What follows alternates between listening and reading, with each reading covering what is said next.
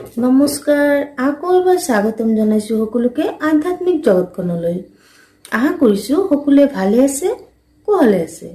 তো friends, reiki সম্পৰ্কে আগ্ৰহী আৰু কৌতূহলী ফেচবুক আৰু হোৱাটছআপৰ যোগেদি কৰা প্ৰশ্নসমূহৰ উত্তৰসমূহ দিয়াৰ বাবে আজিৰ ভিডিঅ'।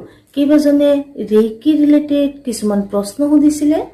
তো দেখা গৈছে 2-3 জনে একেটা কথাকে জানিব বিচাৰি আছে। যদিও মই 2-এটা লাইনত SMS-ৰ যোগেদি ৰিপ্লাই দিছো, ক্লিয়াৰলি দিব পৰা নাই। তথাপিও তাৰে ভিডিঅ' এখন বনালো যাতে এইবোৰ প্ৰশ্ন যদি আৰু কাৰোবাৰ মনত আছে সিহঁতেও উত্তৰ পাই যাব। তো প্ৰথম প্ৰশ্ন আমি চাও কি আছে।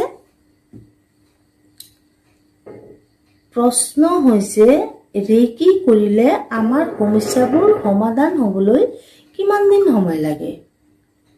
তো প্ৰথম কথা হৈছে কি, আপোনাৰ সমস্যা কি, আপোনাৰ সমস্যা কিমান দিনৰ পৰা, তাৰ ওপৰত যদিও নিৰ্ভৰ কৰে।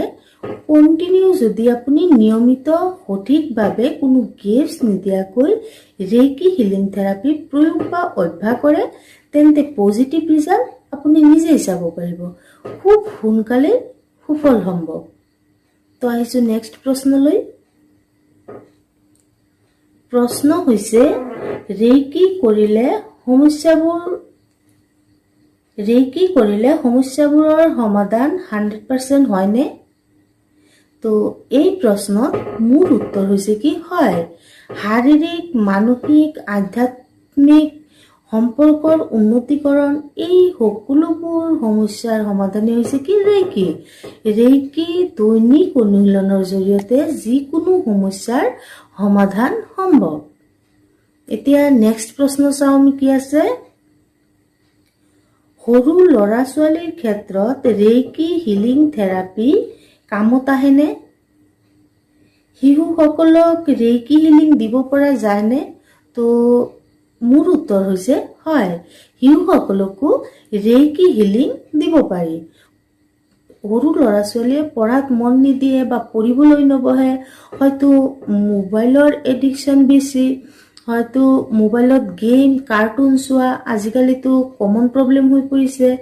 লগতে শাৰীৰিক সমস্যাবোৰতো আছেই, লাগিয়ে থাকে, চৰ্দি, জ্বৰ ইত্যাদিবোৰ।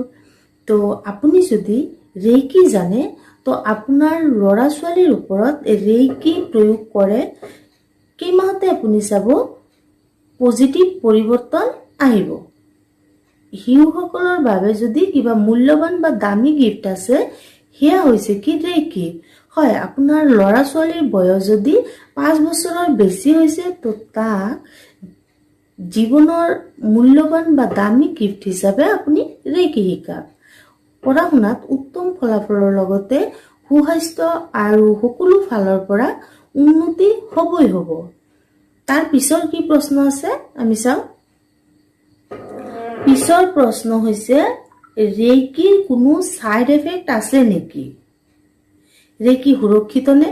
ৰেইকি হৈছে কি ইউনিভাৰ্চেল লাইফ ফৰ্চ এনাৰ্জি। বাই বাৰ্থ এই এনাৰ্জি হিউমেন বডিত থাকে।